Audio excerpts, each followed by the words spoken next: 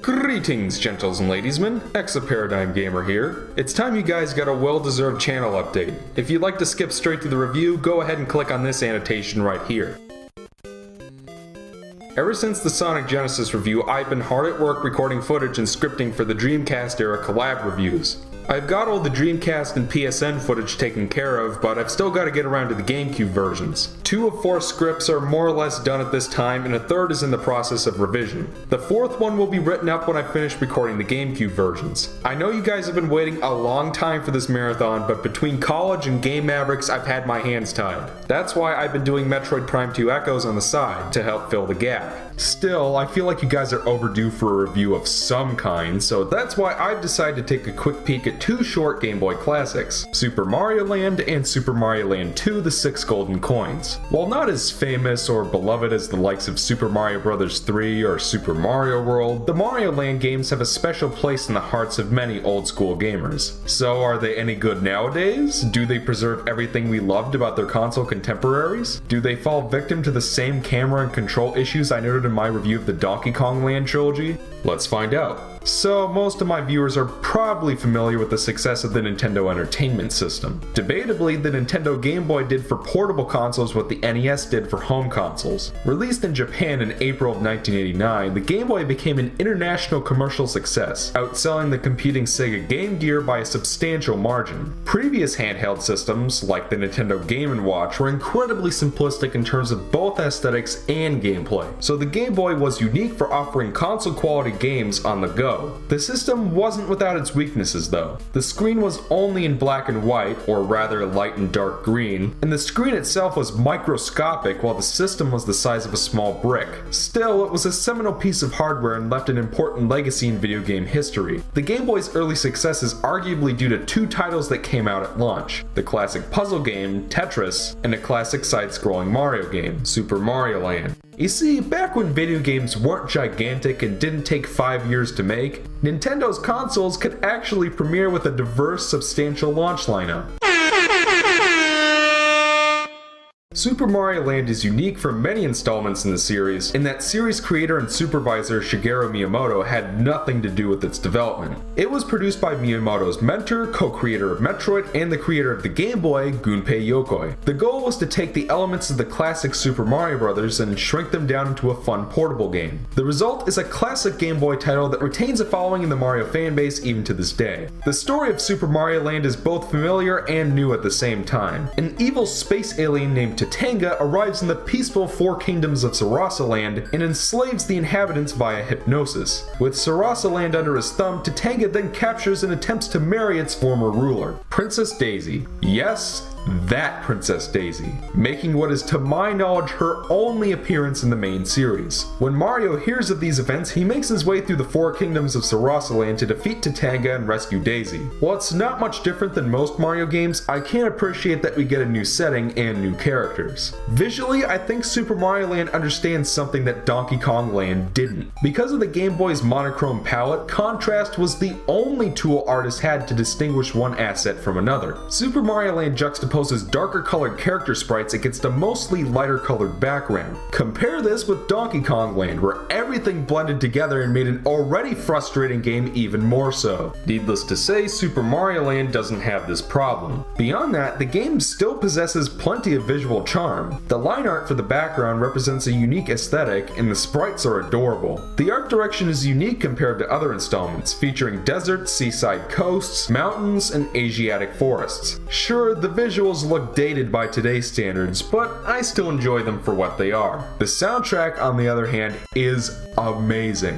One of my absolute favorite 8-bit video game soundtracks. Whether it be the overworld theme, the ruins theme, the shooting sections theme, or the gloriousness that is the Chai Kingdom theme, these are some of the best 8-bit songs I've ever heard. This soundtrack has energy and grabs your attention. It succeeds in being catchy, memorable, and atmospheric, and that's what I'm looking for in a good video game soundtrack. The core gameplay should feel familiar to anyone who's played a Mario game before. Mario runs, jumps, bonks Goombas and Koopas on the noggin, bashes bricks with his fist, and collects power-ups from question blocks. That's where the similarities end though, because Super Mario Land feels otherwise like no other Mario game you've ever played. For one thing, the camera has been zoomed out quite significantly, to the point that many assets are only a single 8x8 tile large. Considering the Game Boy's small screen size and limited graphical prowess, it works quite well. Unlike the Donkey Kong Land games, I can't think of a single time where I got fucked over by poor visibility or shitty enemy placement. The control also feels a little different from what you're used to. Mario doesn't have quite the same momentum to his jumps as in any of the console games, which can sometimes make it harder to jump on the smaller enemy sprites. Still, it was nothing I couldn't adjust to with some time and patience. Another change revolves around enemies. This game wasn't produced by Miyamoto, and it feels like it. Instead of the usual Hammer Brothers, Lakidus, and Buzzy Beetles, we get giant Easter Island heads,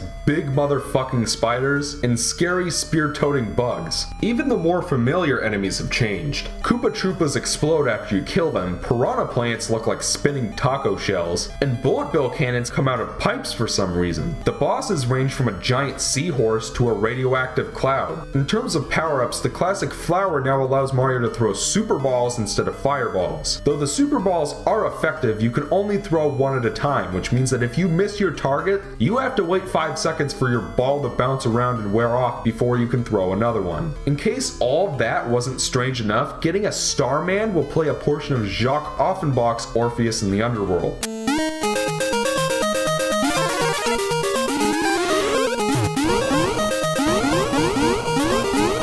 This game is weird, and by Mario standards, that's saying a lot. Regardless, Super Mario Land is a fun, well-designed game. The level design is simple and straightforward, but that doesn't prevent it from being fun. As I've said numerous times before, I appreciate it when a game can do multiple pathways and do it well, but I nevertheless prefer something that isn't overly complicated. There are actually moments where levels branch into separate pathways if you have a super mushroom, but they're few and far between. The platforming's actually quite decent for an early Game Boy title, and enemies will keep you on your toes without overstaying their welcome. The 2 levels where you take control of a vehicle and shoot at enemies are also enjoyable and a nice break from the core gameplay. One thing that is worth mentioning is that unlike Super Mario Bros. 3, which did get released before Mario Land in Japan, the game has limited continues. While I've made no secret of my general distaste of that design choice in some games, I actually don't really mind it here. Seeing as Super Mario Land is A, only 12 levels long, B, can be beaten in approximately half an hour, and C, is generally well designed, I don't think having to redo the whole game after a game over is all that bad. 90% of the time, dying feels like my own fault, as opposed to Sonic 2 where most of the deaths seem due to occasionally poor visibility or bad enemy placement. What can really make or break your first playthrough is how well you can do at the end stage bonus game, which you access by taking the upper exit in the stage. Unlike the console games, it's actually possible to win a lot of lives consistently.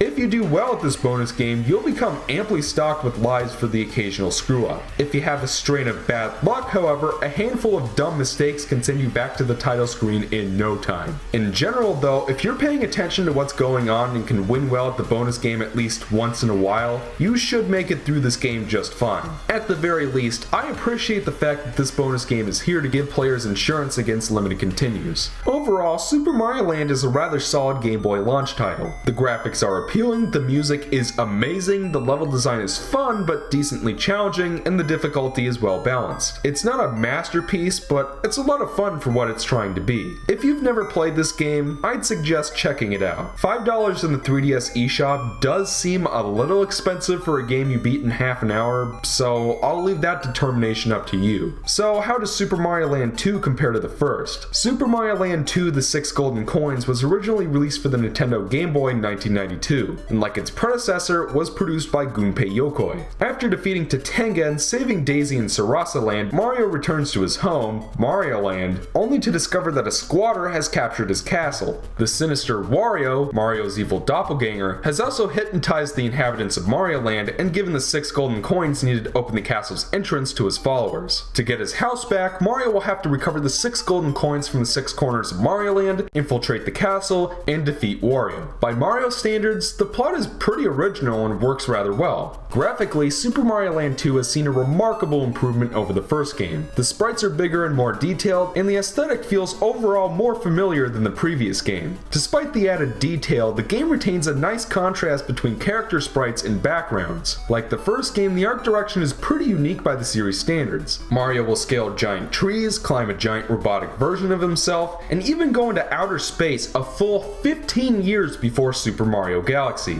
Visually, this game is charming, creative, and cartoony, and for a Mario game, I wouldn't have it any other way. I loved the music in the first game, and the soundtrack in the second game is even better. Like Super Mario World, it takes to remixing a central melody a number of different ways, and it works just as well as it did there. I wish there could have maybe been a little more compositional variety, but I love the central melody they use so much that I don't really mind. Besides, there are a handful of amazing, unique tracks, like the Star Maze theme. Have I mentioned that Game Boy Mario titles have the best fucking credits music ever? Go give that track a listen after you finish watching this review. So what's the gameplay like? Again, it's pretty familiar by Mario standards, and even more so compared to the first game. Like last time, there are a handful of weird new enemies, like these pigs that shoot cannonballs, these sharks with boxing gloves, as well as a variety of ant and bee enemies. Still, the more familiar art direction keeps things from feeling jarringly out of place. The usual fire flowers and super mushrooms return, along with a super carrot that will transform Mario into Bunny Mario, who can fly a la the Super Leaf or the Cape Feather. Mario also retains the spin jump from Super Mario World, which can be used to kill enemies instantly or break open blocks. Super Mario Land 2 is rather unique for most Mario games in that you can access all 6 worlds in any order you want, and taking a page from Sonic the Hedgehog, they're referred to as zones for some reason. Many stages are optional, and like Super Mario World, there are a handful of hidden exits and stages to access. After clearing about 4 stages, you'll face off with the zone's boss and collect their golden coin. Unlike the bosses in the previous game, which usually required you to dodge their attacks and hit a kill switch, all of the bosses in Mario Land 2 require you to learn a pattern and land 3 hits on the boss. Compared to many later 2D Mario games, these boss fights stand out as some of the most original and memorable in the series. None of them are really that challenging, but neither are 90% of the bosses in any of the console games. When it comes to control, the game runs on a modification of the Super Mario Bros. 3 engine and works quite well. Despite Mario's larger sprite size, visibility never really seemed to be an issue. Mario's running speed is capped to keep things manageable, enemy placement usually gives you enough time to react, and the level design is generally structured with the more limited camera in mind. I can think of very few times I was surprised motherfuckered by enemies from off screen, unlike the Donkey Kong Land trilogy. The level design is also really well done, featuring a mix of horizontal and vertical platforming, some pretty creative set pieces, and unique stage hazards. Things are kept simple while also offering some occasional alternate pathways or side rooms to appease players with a penchant for exploration. Like my favorite classic platformer, Donkey Kong Country 2, every stage does something new, which helps Super Mario Land 2 to make a memorable impact despite its relatively short length. In terms of difficulty, Super Mario Land 2 remains as well balanced as its predecessor. Obviously, there's the great control and camera, and the 3 save files are also a welcome addition. Similar to last time, reaching the bell before the end of every stage will allow Mario to play a bonus game for power-ups and lives. And he can also spend coins to get even more lives at the casino next to Wario's castle.